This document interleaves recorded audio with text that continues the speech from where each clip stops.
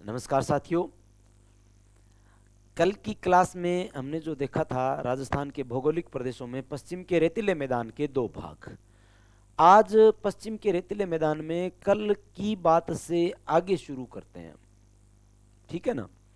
तो कल की क्लास से आगे देखो 11 फेब की बात है आज।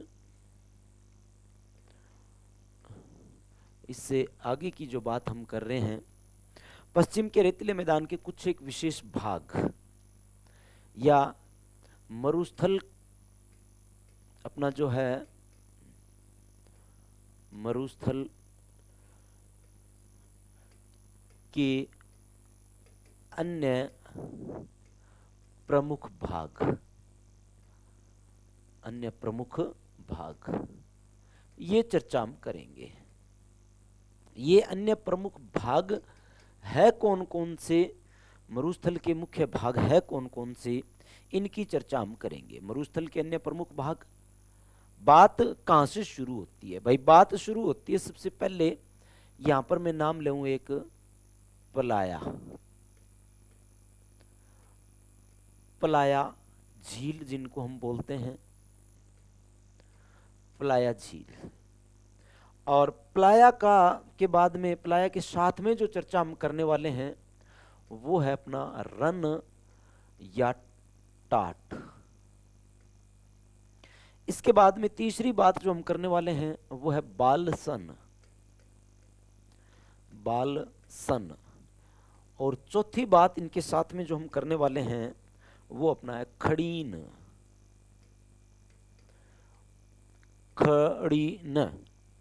चार चीजों की बात हम यहां पर करेंगे: पलाया, रन या टाट, बालसन और खड़ीन। देखो भाई होता क्या है, सपोज कर रहे हैं ये अपने पास में एक क्षेत्र है, एक भूमि पड़ी हुई है ये, ठीक है ना। और इस भूमि में ये दोहरे और ये दोहरों का निचला स्थान, ये दोहरा ये दोहरे का निचला स्थान, ये फिर एक दोहरा, ठीक है ना। ये रेत के टीले हैं, धोरे जिनको हम बोलते हैं, ड्यून्स है ये धोरे, या फिर मैं कहूं टिल्ले, रेत के टिल्ले। ये भी धोरा या मैं कहूं ड्यून, ये भी ड्यून है, या ये भी ड्यून है, ये भी धोरा है, ठीक है ना।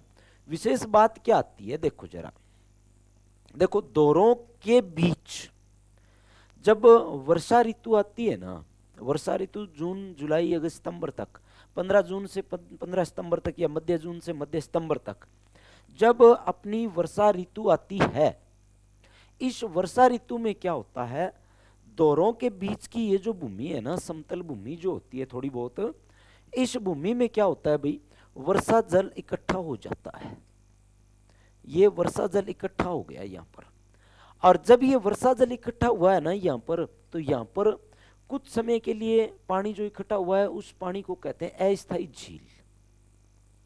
जैसे ही वर्षा ऋतु जाएगी उसके 1-2 महीनों बाद में, 3 महीने बाद में ये पानी सूख जाएगा, ठीक है ना। तो ये वर्षा जल जो इकट्ठा हुआ है ना, ये जो अस्थायी झील बनी है ना, इस अस्थायी झील को हम क्या कहते हैं? पलाया झील कहते हैं। ये कौन सी झील बन गई? ये आपकी पलाया झील बन गई भाई, ठीक है ना। तो देखो हमें पूछे कोई कि पलाया झील क्या है, तो भाई पलाया झील है ना, ये अस्थायी पानी की झीलें हैं, या मैं लिखूं वर्षा काल में बनी अस्थायी झील, ठीक है ना। क्या है? वर्षा ऋतु में मरुस्थल में बनी, मरुस्थल में बनी अस्थायी झील, अस्थायी झील। ये वर्षा काल में बनी, वर्षा ऋतु में बनी अस्थायी झील है।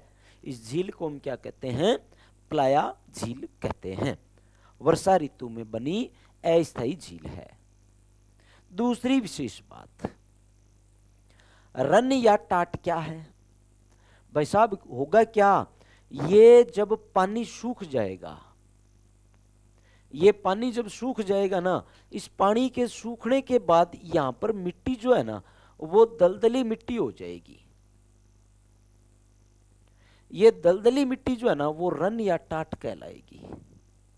ठीक है ना, दलदली मिट्टी। आगे मैं डेफिनेशन के रूप में भी लिखूंगा, यहां पर मैं लिख रहा हूं सिर्फ दलदली भूमि का क्षेत्र।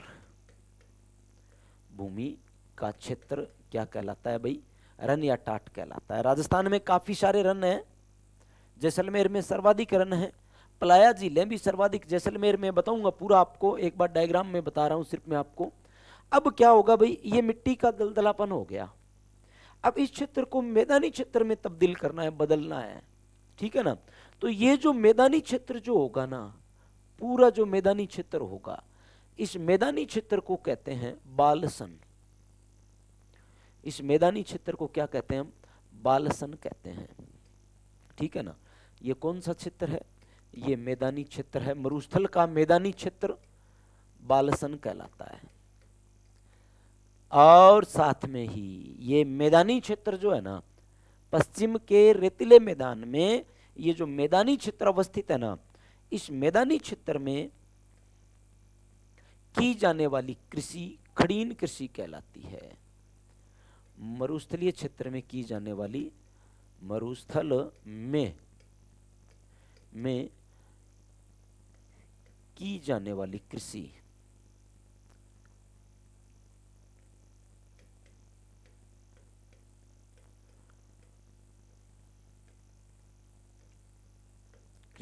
क्या कहलाती है?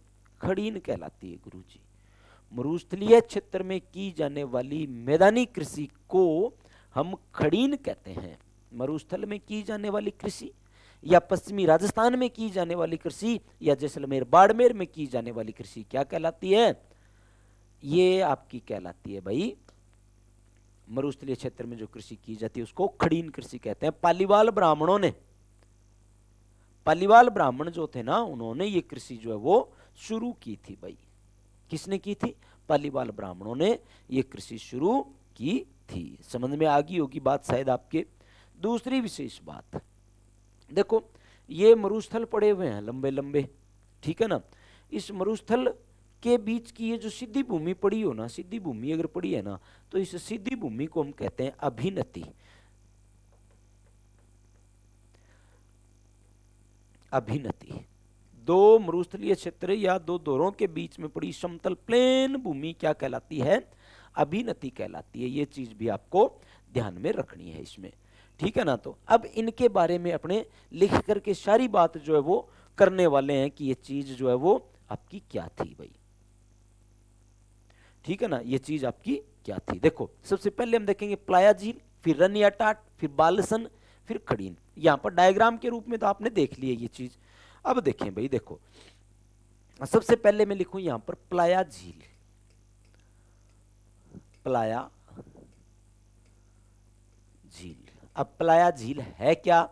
तो देखो हमने अभी देखा था कि एक ये सपोज करें ये रेत का दौरा था, और इस रेत के दौरे में ये अस्थायी झील जो बनी है, इस अस्थायी झील को हम कहते हैं प्लाया झील। ठीक है ना, तो हम कह सकते हैं कि मरुस्थल में, अगर इसको पूरा लिखें तो मरुस्थल में पानी की झीलों को, पानी मरुस्थल में वर्षा काल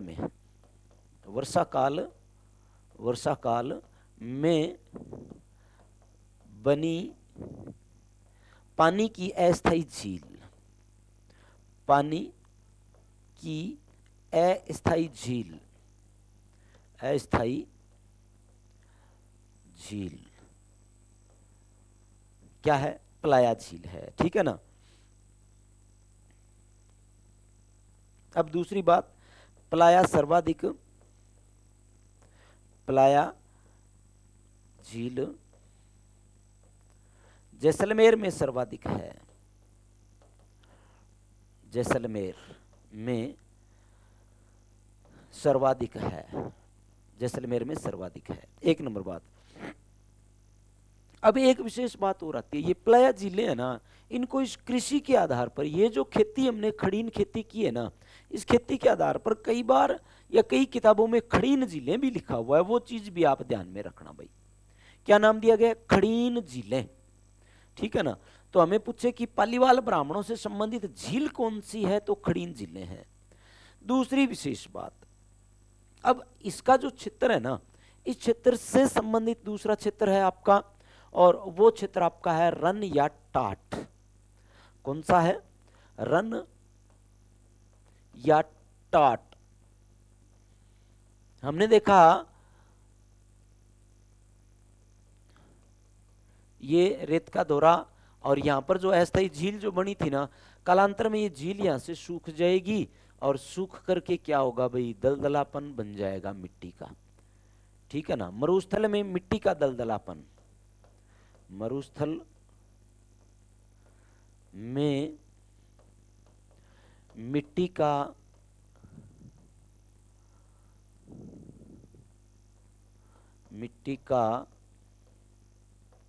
दलदलापन,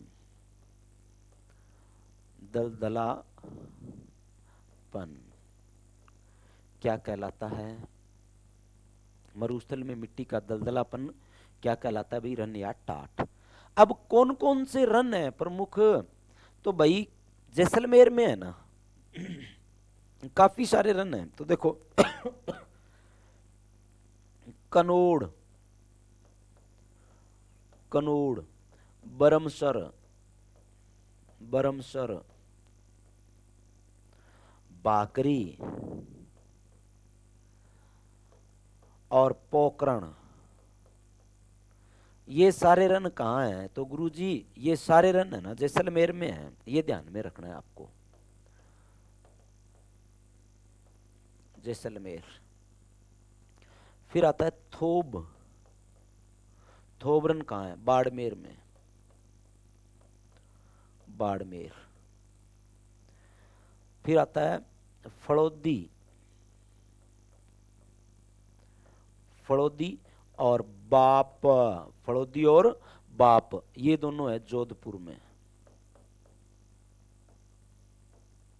दो जोधपुर में। दो रन और लिखूंगा मैं, चूरू में पड़ियारा, पड़िहारा का रन चूरू, और ताल छापर,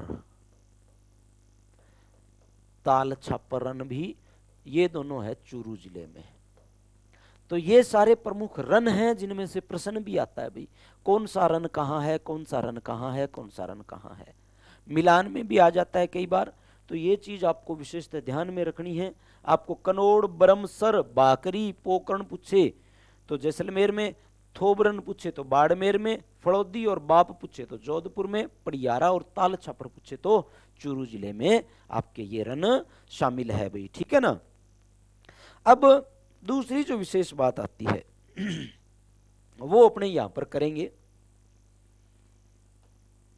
बालसन की। बालसन में आपको इतना ही ध्यान में रखना है कि यह मैदानी क्षेत्र है, ठीक है ना। देखो बालसन क्या है, दो चीजें देख दी हमने। बालसन, बालसन मरुस्थल में स्थित, मरुस्थल में स्थित, स्थित मैदानी क्षेत्र, मैदानी क्षेत्र क्या कहलाता है? बालसन कहलाता है। फिर बात आती है खड़ीन, खड़ीन, खड़ीन कृषि, पश्चिमी राजस्थान में। खड़ीन कृषि क्या है? पश्चिमी राजस्थान में, राजस्थान में की जाने वाली, की जाने वाली, की जाने वाली कृषि, की जाने वाली कृषि खड़ीन कृषि कहलाती है। खड़ीन कृषि कहलाती है। यह कृषि खड़ीन कृषि जो है ना, यह पालीवाल ब्राह्मणों ने प्रारंभ की थी। पालीवाल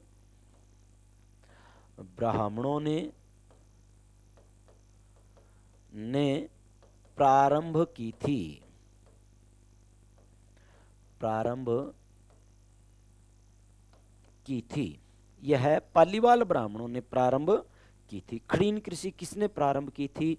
तो खड़ीन कृषि पालीवाल ब्राह्मणों ने प्रारंभ की थी। ये चीज आपको ध्यान में रखनी है भाई, ठीक है ना। अब ये चार चीजें देखी, इसके बाद में या इनसे रिलेटेड एक चीज और थी, और वो अपनी थी अभिनति।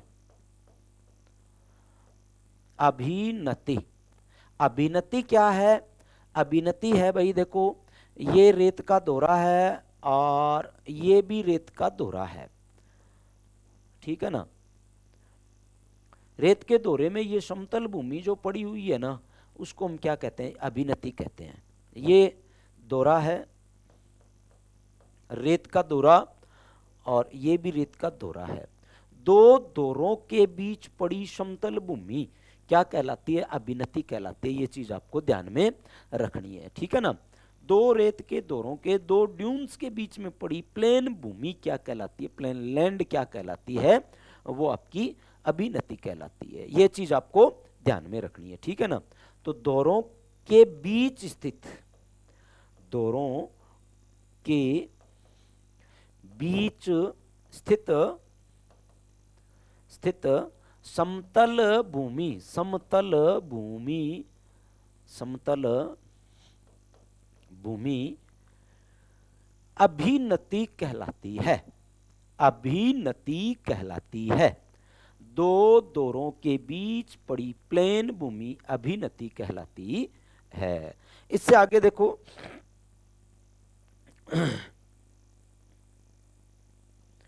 दो विशेष बातों की चर्चा आपने करें, मरुस्थलीय क्षेत्र की विशेष बातें। एक तो बात करें थल्ली, और एक बात करें यहां पर हम तल्ली। दोनों में क्या डिफरेंस है? थल्ली और तल्ली। एक थल्ली, एक तल्ली। तल्ली का मतलब है तल, थल्ली का मतलब है ऊंचा उठा हुआ। एक तो है ऊंचा उठा हुआ भाग, और एक है नीचा भाग। यही अंतर है दोनों में। थल्ली ऊपर उठा हुआ, तल्ली नीचा भाग। बीकानेर, गंगानगर, चूरू में भूमि के ऊंचे उठे हुए भाग थल्ली कहलाते हैं, ठीक है ना। थल्ली या थड़ी, थड़िया, ठीक है ना। तो बीकानेर, गंगानगर, हनुमानगढ़, चूरू। बीकानेर गंगानगर का दक्षिणी भाग,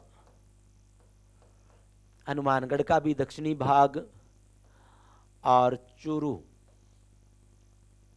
का ऊपर उठा कुछ क्षेत्र, ऊपर उठा कुछ क्षेत्र थल्ली कहलाता है। थल्ली कहलाता है, ठीक है ना। दूसरी बात, बालू का स्तूप है ना मरुस्थल में, बालू का स्तूप, देखो ये रेत का दोरा बना दूं यहां पर भी और यहां पर भी रेत के दोरे बना दें। इन रेत के दोरों के बीच की ये जो भूमि है ना, निम्न भूमि, इसको हम तल्ली बोलते हैं। मरुस्थल में, मरुस्थल में दोरों के बीच की निम्न भूमि, दोरों के बीच की निम्न भूमि, निम्न भूमि, भूमि क्या कहलाती है? तल्ली कहलाती है भाई। ये चीज आप अच्छे तरीके से ध्यान में रखना भाई, ठीक है ना। तल्ली कहलाती है। इसके बाद में बात में नई चीज की शुरुआत करूंगा यहीं पर इसी टॉपिक में, और वो अपने रहेगा भाई राजस्थान की जलपट्टी, ठीक है ना। राजस्थान की जलपट्टी, या मैं इसको कहूंगा लाठी सीरीज, लाठी सीरीज, राजस्थान की जल पट्टी या लाठी सीरीज। देखो भाई पहली बात, लाठी सीरीज है कहां? राजस्थान में हम देखें, राजस्थान के उत्तरी पश्चिमी भाग की मैं बात करूं या मैं केवल मरुस्थलीय भाग की बात करूं, यहां पर मरुस्थलीय भाग में यहां पर है पोकरण, पोकरण से लेकर के मोहनगढ़ के इस क्षेत्र की बात करें, पोकरण और जैसलमेर के, सॉरी, पोकरण और मोहनगढ़ के बीच का एक गांव है लाठी गांव, लाठी गांव जैसलमेर जिले में है लाठी गांव। इस लाठी गांव की बात कर रहे हैं हम, केवल लाठी गांव। लाठी गांव की बात क्या है मित्रों, यहां पर क्या हुआ था, अपने जोधपुर में एक संस्था है काजरी नाम से, central arid zone research institute. काजरी के वैज्ञानिक 2007 में आए लाठी गांव, और ये लोग जब लाठी गांव आए ना, तब यहां पर इन्हें क्या मिला, इनको यहां पर क्या मिला, काजरी के वैज्ञानिकों को यहां पर एक विशेष रूप से जलपट्टी मिली। 80, कई वैज्ञानिक, कई जगह में लिखा मिलता है 60 किलोमीटर, कई जगह मिलता है 80 किलोमीटर, ठीक है ना। तो 60 किलोमीटर लंबी एक पट्टी मिली यहां पर इन्हें। ये जो क्षेत्र है ना, इस क्षेत्र को मैं यहां पर बड़ा कर देता हूं थोड़ा।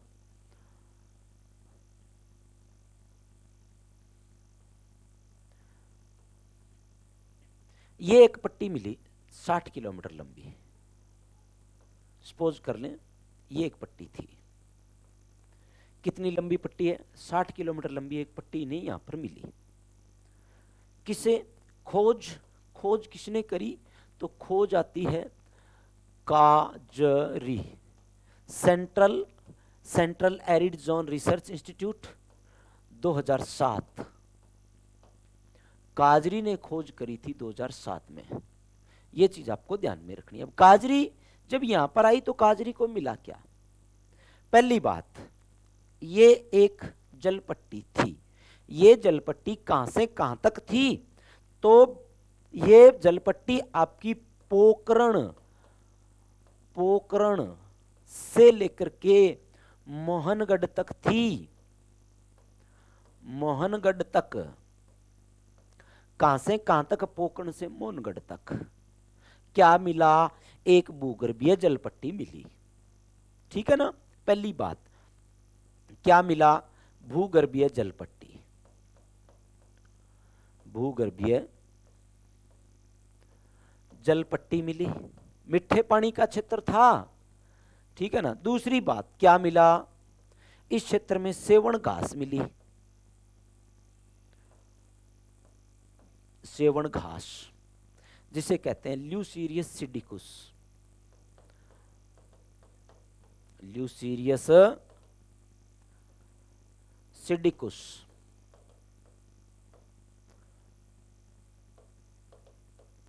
सेवण घास मिली, ल्यूसीरियस सिडिकुस वैज्ञानिक नाम है, प्रोटीन युक्त घास है। गोडावण जो है ना, वो सेवण घास को अपनी प्रजनन स्थली मानता है। गोडावण अपने अंडे इसी में देता है, सेवण घास में। 3 नंबर बात यहां पर मिला खनिज बेल्ट। क्या मिला? खनिज बेल्ट।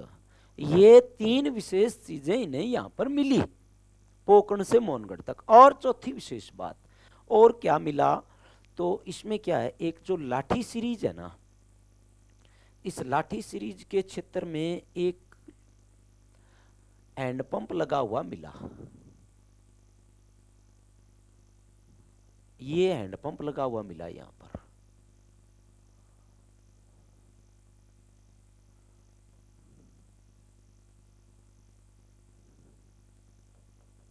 ठीक है ना। और ये जो हैंडपंप मिला ना, इसका पानी मीठा था भाई, इस हैंडपंप का पानी मीठा था। और इस हैंडपंप को कहते हैं चांदन नलकूप, चांदन नलकूप, चांदन नलकूप। इसे कहते हैं थार का गड़ा, चांदन गांव में है, इसे कहते हैं थार का गड़ा, थार का घड़ा कहाँ है? पोकरण जैसलमेर में, चांदनगांव में, पोकरण में, जैसलमेर में।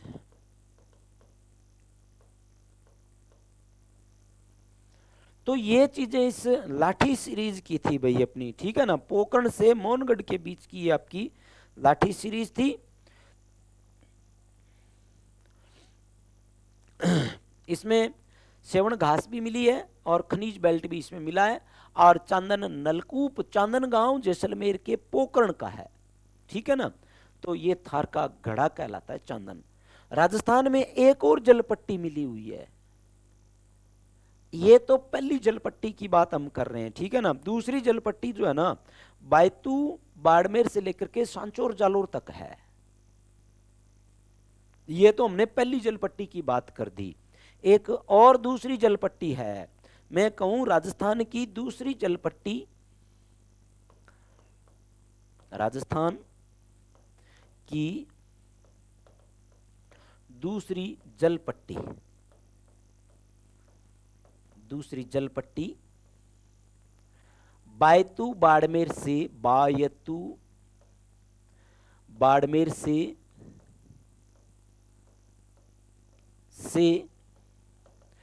सांचौर जालोर के बीच में मिली है। सांचौर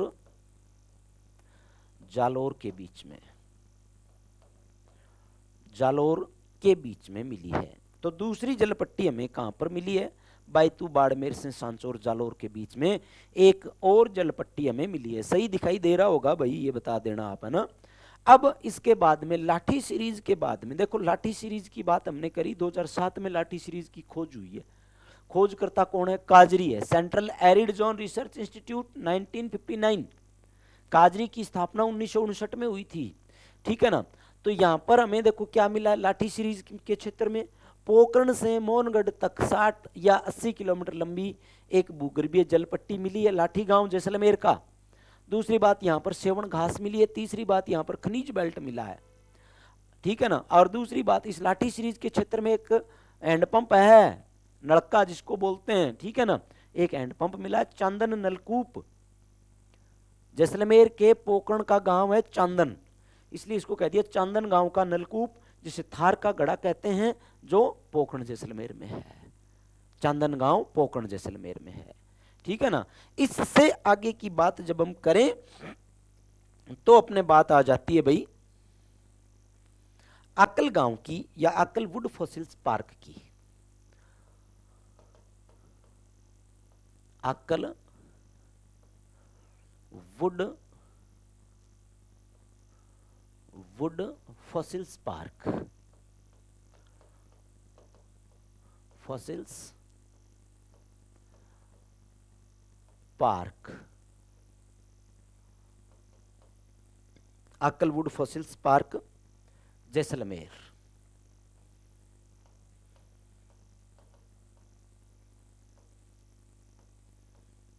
आकलवुड फॉसिल्स पार्क जैसलमेर में। देखना भाई कहां है, तो जैसलमेर में राष्ट्रीय मरु उद्यान जैसलमेर में, राष्ट्रीय मरु उद्यान जैसलमेर, राष्ट्रीय मरु उद्यान जैसलमेर। यहां पर क्या है भाई, देखो भाई यहां पर ये एक पार्क बना दिया सरकार ने, राज्य सरकार ने। यहां पर मिला क्या, ये पार्क बनाने का उद्देश्य क्या रहा? सरकार ने ये पार्क जो है वो क्यों बनाया? ये पार्क बना दिया सरकार ने, ठीक है ना, ये द्वार इसका। अब ये पार्क बनाया क्यों सरकार ने? आकलवुड फॉसिल्स पार्क, आकल कास्ट जीवाश्म उद्यान भी आप इसको कह सकते हैं, ठीक है ना।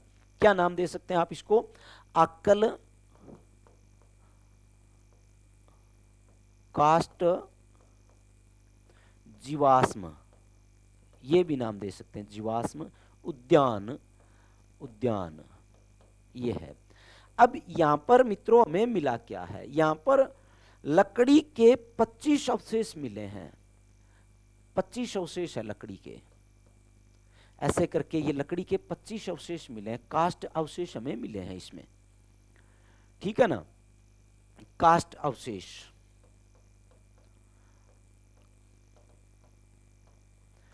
क्या मिले हैं? कास्ट अवशेष मिले हैं, लकड़ी के अवशेष मिले हैं। ये यहां पर 25 पौधे मिले हैं 18 करोड़ वर्ष पहले के, ठीक है ना। तो क्या मिले हैं? एक नंबर बात, काल कौन सा था? तो इनका काल जो था ना वो था जुरेसिक काल, जुरेसिक काल। ये जुरेसिक काल है ना 18 करोड़ वर्ष पहले की बात है, 18 करोड़ वर्ष, सॉरी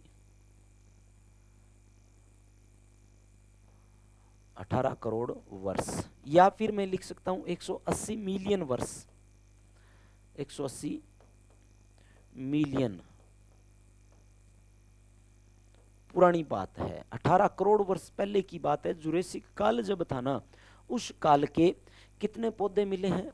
25 अवशेष मिले हैं, 25 फॉसिल्स, 25 अवशेष मिले हैं, ठीक है ना। 25 अवशेष मिले हैं यहां पर, लकड़ी के प्राचीनतम अवशेष यहां पर प्राप्त हुए हैं। तो हम क्या कह सकते हैं कि यहां पर कितने अवशेष हमें मिले? 25 अवशेष मिले हैं लकड़ी के, 18 करोड़ वर्ष पुराने अवशेष है। समझ में आ गई ना बात? 18 करोड़ वर्ष पुराने 25 अवशेष मिले, इसलिए राज्य सरकार ने क्या किया? अक्कल वुड फॉसिल्स पार्क घोषित कर दिया इस क्षेत्र को। क्या घोषित कर दिया? अक्कल वुड फॉसिल्स पार्क, अक्कल वुड फॉसिल्स पार्क इसको घोषित कर दिया है भाई, ठीक है ना। अब इसके बाद में बात करें अपने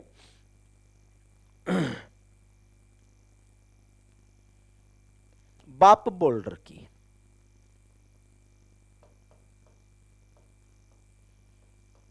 बाप बोल्डर्स,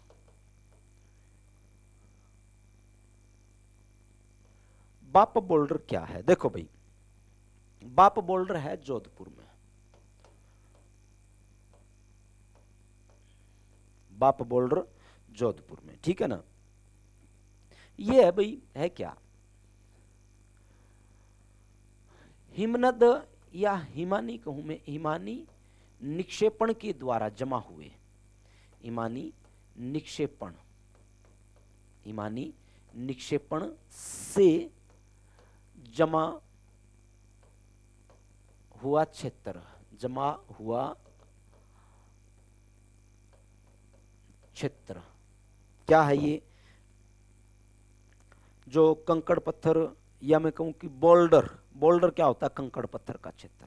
बोल्डर क्या होता है? बोल्डर क्या है? बोल्डर है कंकड़ पत्थर, बाप का कंकड़ पत्थर का क्षेत्र, कंकड़ पत्थर का क्षेत्र बाप में जो स्थित है, बाप जोधपुर में स्थित कंकड़ पत्थर का क्षेत्र क्या कहलाता है? बाप बोल्डर कहलाता है। ईमानी निक्षेपण से जमा हुआ, ठीक है ना, कोई टाइम में ये यहाँ पर बर्फ था, ईमानी निक्षेपण से जमा हुआ क्षेत्र या अवसाद का क्षेत्र, अवसाद, ठीक है ना, ईमानी निक्षेपण से जमा हुआ क्षेत्र है। दूसरी बात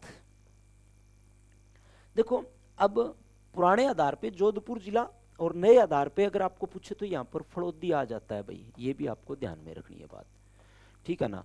काल कौन सा था इसका? अरे इसका काल ना, काल था इसका भाई परमो कार्बोनिफेरस। कौन से काल में यह घटना घटी? परमो कार्बोनिफेरस, परमो कार्बोनिफेरस काल की घटना है, ठीक है ना। ये परमो कार्बोनिफेरस काल की घटना है भाई। तो हमें ध्यान रखना है कि ये कौन से काल की घटना है? ये परमो कार्बोनिफेरस काल की घटना है, ठीक है ना। कौन से काल की घटना है? परमो कार्बोनिफेरस काल में बाप बोल्डर का क्षेत्र जमा हुआ ईमानी निक्षेपण से। बाप बोल्डर क्ले कहां पर है? बाप बोल्डर क्ले फड़ौदी जोधपुर में स्थित है, बाप बोल्डर क्ले फड़ौदी जोधपुर में स्थित है, ठीक है। ये आपको ध्यान रखना है, परमो कार्बोनिफेरस काल का क्षेत्र है। आगे देखो, बात आती है नखलिस्तान क्या है। नखलिस्तान,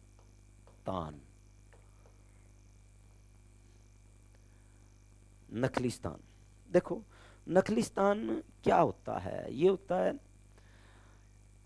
मरुस्थल का वह क्षेत्र जहां पर मैं कहूं कि सिंचाई हो, इरिगेशन होती हो, या जल बेसिन मिलते हो, जहां पर वाटर बेसिन जहां पर मिलते हो, वहां पर क्या होता है, हरियाली विकसित हो जाती है स्वतः ही। ये हमें पता ही है कि जहां पे पानी होगा वहां पे हरियाली तो होगी ना।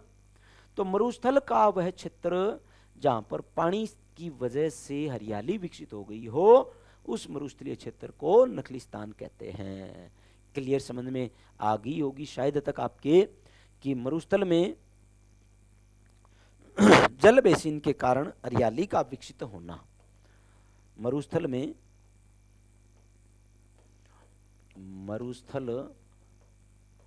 मरुस्थल में जल बेसिन के कारण, जल बेसिन के कारण, जल बेसिन के कारण हरियाली का विकसित होना, हरियाली का विकसित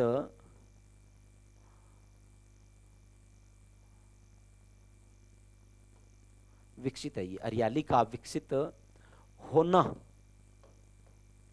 हरियाली का विकसित होना नखलिस्तान कहलाता है। क्या कहलाता है भैया ये? नखलिस्तान। राजस्थान में कौन कौन से नखलिस्तान देख सकते हैं? एक नंबर गड़ीसर, गड़ीसर, गड़ीसर कहाँ है? जैसलमेर में, यहां पर हरियाली विकसित है। दो नंबर बात, हम बात करें गजनेर झील बीकानेर की, गजनेर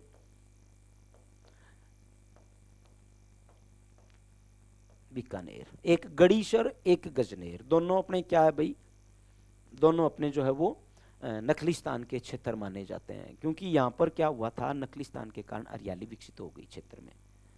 ये चीज आपको यहां पर विशेषतः ध्यान में रखनी है भाई, ठीक है ना। आगे देखो भाई, आगे मैं बात करूं यहां पर मरुस्थल का मार्च, मरुस्थल का मार्च, मरुस्थल का मार्च। मित्रों मरुस्थल का मार्च क्या होता है? देखो मार्च का मतलब होता है मरुस्थल का कूच करना, मरुस्थल का बढ़ना, मरुस्थल का एक स्थान से दूसरे स्थान पर जाना। क्या कहलाता है? मरुस्थल का मार्च कहलाता है। यानी मरुस्थल आज यहां है, कल मरुस्थल आगे चला जाना। आज यहां पर जो मरुस्थल का क्षेत्र विकसित हुआ है, उस मरुस्थल के क्षेत्र का दूसरे स्थान की ओर चले जाना क्या कहलाएगा? मरुस्थल का मार्च कहलाएगा, मरुस्थल का मार्च कहलाएगा, मरुस्थल का मार्च कहलाएगा। ये चीज आपको ध्यान में रखनी है। मरुस्थल का मार्च क्या है? मरुस्थल का मार्च क्या? मरुस्थल का मार्च, मरुस्थल का मार्च एक स्थान से दूसरे स्थान पर मरुस्थल का चले जाना, कूच करना, मरुस्थल के क्षेत्र का विस्तारित होना, मरुस्थल के क्षेत्र का बढ़ना, मरुस्थल का मार्च कहलाता है। ठीक है ना। तो बात करें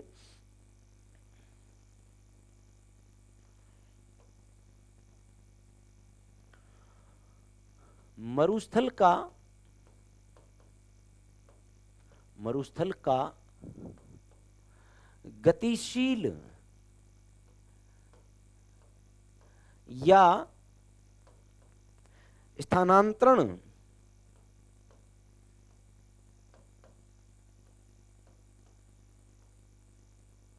होना, मरुस्थल का गतिशील या स्थानांतरण होना मरुस्थल का, मरुस्थल का मार्च कहलाता है, मरुस्थल का मार्च कहलाता है, मरुस्थल का कूच करना कहलाता है। देखो, जब मैं आपको बरखान बालूका स्तूपों के बारे में बता रहा था, बरखान बालूका स्तूप क्या कह रहे थे भाई साहब? बरखान बालूका स्तूप कह रहे थे कि सर्वाधिक गतिशील बालूका स्तूप है। मरुस्थलीकरण करते हैं। मरुस्थल का मार्च क्या है? मरुस्थलीकरण, ठीक है ना। देखो, बरखान बालूका स्तूप, बरखान बालूका स्तूप, बालूका स्तूप सर्वाधिक गतिशील होते हैं, सर्वाधिक गतिशील होते हैं। इसलिए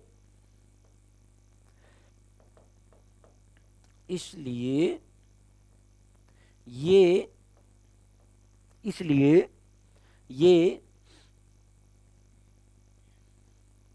सर्वाधिक मरुस्थलीकरण करते हैं, डेजर्टिफिकेशन करते हैं, मरुस्थलीकरण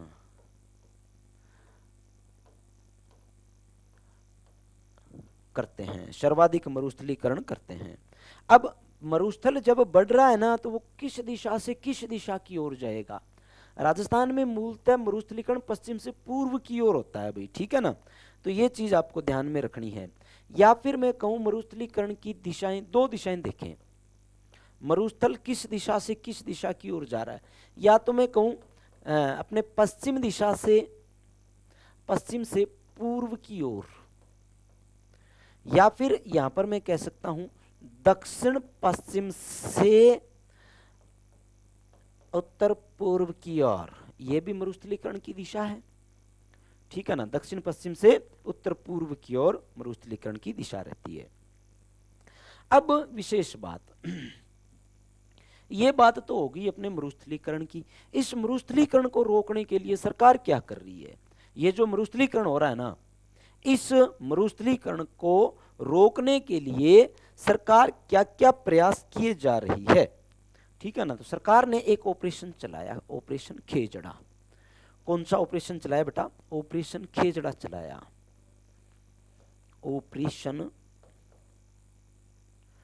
खेजड़ा, ऑपरेशन खेजड़ा 1991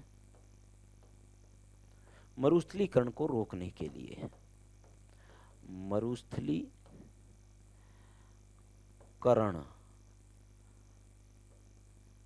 को रोकने के लिए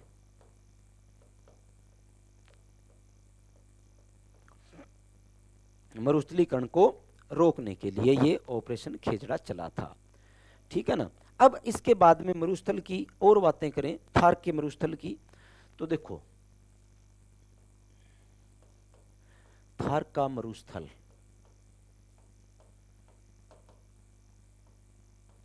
कुल, थार का जो मरुस्थल है ना, ये अपना दो देशों में है। एक तो है ये भारत में,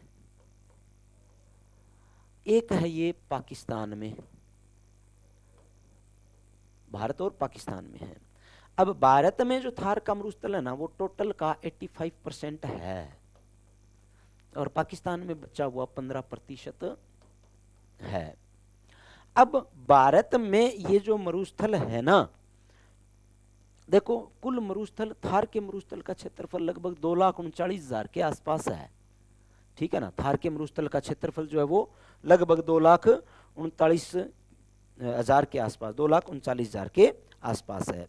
तो भारत में ये मरुस्थल कौन कौन से राज्यों में है? तो एक नंबर हम देखते हैं राजस्थान में, राजस्थान में 62% लगभग है, या फिर मैं कहूं लगभग 1,75,000 वर्ग किलोमीटर है, स्क्वायर किमी है, ठीक है ना। दूसरी बात, गुजरात में है ये, गुजरात में, ये हरियाणा में है, हरियाणा में है, ये पंजाब में भी है, ये पंजाब में भी अवस्थित है। ये मरुस्थल का जो क्षेत्र है ना, ये राजस्थान, गुजरात, हरियाणा, पंजाब में विस्तृत है भाई। भारत के 4 राज्यों में थार के मरुस्थल का क्षेत्र पड़ा हुआ है। ये चीज भी हमें ध्यान में रखनी है भाई। ये 62% या कहीं कहीं आपको मिले 61.11% तो भी सही मान लेना। अब बात करें मरुस्थल राजस्थान के कितने जिलों में है, ठीक है ना। ये मरुस्थल राजस्थान के कितने जिलों में है, तो राजस्थान के 12 जिले, 12 जिले हैं कौन कौन से? जैसलमेर,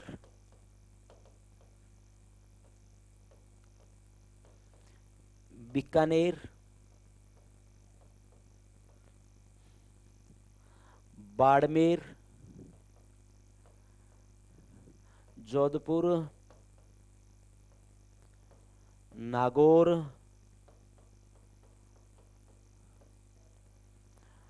चूरू सीकर झुंझुनू, चूरू सीकर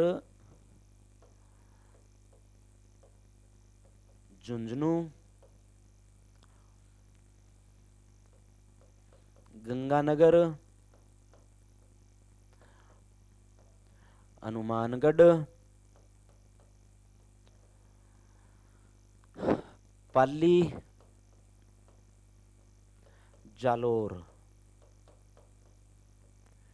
जालोर, ठीक है ना। तो कितने हो गए? 1 2 3 4 5 6 7 8 9 10 11 12। ये 12 जिले जो है ना, इन 12 जिलों में मरुस्थल अपना फैला हुआ है। दूसरी विशेष बात, इसी मरुस्थलीकरण की जब हम बात करें, सॉरी इस मरुस्थल की जब हम बात करें, तो इसरो जो है ना, इसरो के वैज्ञानिक कह रहे हैं कि भाई साहब ये मरुस्थल है ना, ये 17 जिलों में है। इसरो क्या कह रहा है? हमने देखा 62% है, 1,75,000 वर्ग किलोमीटर पे है, 12 जिलों में है। राजस्थान कृषि विभाग कह रहा है। इसरो और भारतीय संस्कृति मंत्रालय जो है ना, वो दोनों क्या कह रहे हैं कि यहां पर 62 नहीं, इसरो कह रहा है 67% भूभाग पे है, और 12 नहीं 17 जिलों में है। 17 जिलों में कि 12 जिले तो ये है ही, ठीक है ना। इन 12 के बाद में 12 प्लस कौन सा? सिरोही, राजसमंद, अजमेर, जयपुर, जयपुर और अलवर। भाई इसरो कह रहा है कि मरुस्थल राजस्थान के 17 जिलों में है, और ये मरुस्थल राजस्थान के 67 यानी 67% भूभाग पर है। तो तीसरी बात ये कह रहा है कि ये 12 जिले तो ये थे ही, इन 12 के अलावा 5 जिले और है भाई साहब। इन 5 में अलवर, जयपुर, अजमेर, राजसमंद और सिरोही भी शामिल है। तो मरुस्थल इसरो के अनुसार गंगानगर, हनुमानगढ़, चूरू, सीकर, झुंझुनू, बीकानेर, जैसलमेर, बाड़मेर, नागौर, जोधपुर, पाली, जालोर और 12 हो गए।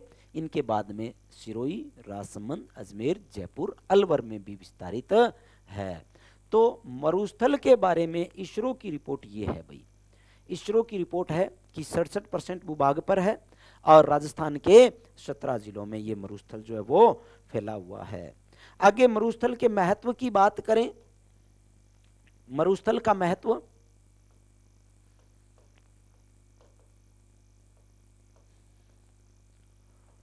मरुस्थल का महत्व क्या क्या है? तो देखो भाई, मरुस्थल खनिज संसाधन की दृष्टि से इंपॉर्टेंट है, खनिज संसाधन है यहां पर अपने मरुस्थल में, खनिज संसाधन का विशेष योगदान है। दूसरी बात, मरुस्थल पर्यटन की दृष्टि से इंपॉर्टेंट है, पर्यटन की दृष्टि से बहुत ही ज्यादा इंपॉर्टेंट है मरुस्थलीय क्षेत्र। पश्चिमी राजस्थान पर्यटन की संस्कृति को आकर्षित करता है। यहाँ पर ऊंट महोत्सव, मरु महोत्सव, थार महोत्सव, कई सारे महोत्सव जो है वो लगते हैं भाई, ठीक है ना। तो ये बात भी आपको ध्यान में रखनी है, पर्यटन की दृष्टि से भी इंपॉर्टेंट है। खनिज, बहुत सारे खनिज यहाँ पर निकलते हैं। राजस्थान को खनिजों का अजायब घर कहते हैं। पश्चिम का रेतीला मैदान सर्वाधिक खनिज उत्पादित करता है। आपको तो वो जो नाम लिख रहा हूँ वो ध्यान में रखनी है। 3 नंबर बात, नवीकरणीय ऊर्जा का संसाधन। नवीकरणीय ऊर्जा, भाई साहब यहाँ पर सोलर प्लांट कितने ज्यादा लग रहे हैं, विंड एनर्जी कितनी ज्यादा हो रही है, यानी सौर ऊर्जा का उत्पादन हो रहा है और वायु ऊर्जा के द्वारा, पवन ऊर्जा के द्वारा ऊर्जा का उत्पादित यहाँ पर बहुत ज्यादा हो सकता है। क्योंकि पश्चिम के रेतीले मैदान में वनों की कमी है और प्लेन भूमि बहुत ज्यादा मात्रा में पड़ी हुई है, और इस प्लेन भूमि के कारण यहाँ पर सोलर कंपनियां जो है वो आकर्षित हो रही है, सौर ऊर्जा का उत्पादन हो रहा है। और खूब लंबा क्षेत्र पड़ा हुआ है यहाँ पर। हवाओं की गति जो है पश्चिम के रेतीले मैदान में 15 से 20 किलोमीटर प्रति घंटा के आसपास रहती है। इसलिए इस क्षेत्र में यहाँ पर वायु ऊर्जा, सॉरी पवन ऊर्जा या विंड एनर्जी भी बहुत ज्यादा हो रही है भाई, ठीक है ना। इसके बाद में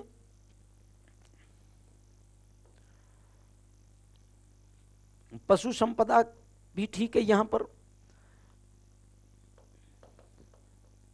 पशु संपदा भी ठीक है ना। तो ये 4-5 एक मरुस्थल के महत्व है, ठीक है। मरुस्थल के क्षेत्र में सांप की विषैली प्रजाति पीवणा भी मिलती है, ठीक है। यहां पर में देखें, देखो पीवणा सांप क्या है, पीवणा, पीवणा, पीवणा या पेड़ा बोलते हैं अपनी साधारण भाषा में, कि ये पीवणा या ये जो पेड़ा जो है वो क्या है। पीवणा है भाई एक सर्प की विषैली प्रजाति जो मनुष्य की सांसों को विषाक्त करता है, मनुष्य की सांसों को जहरीला कर देता है। पीवणा जो होता है वो मनुष्य की सांसों को भाई विषाक्त कर देता है, ठीक है ना। मनुष्य की सांसों को विषाक्त करता है, ये मनुष्य की सांसों को विषाक्त करता है, जहरीला करता है, विषाक्त करता है, मनुष्य की सांसों को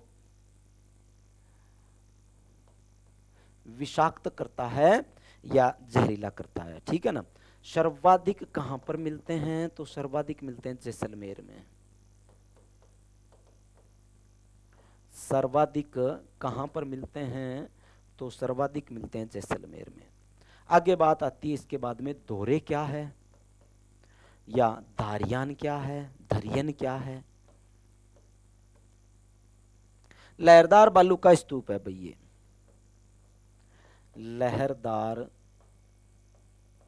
बालू का स्तूप, बालू का स्तूप है। सर्वाधिक कहां है, तो सर्वाधिक है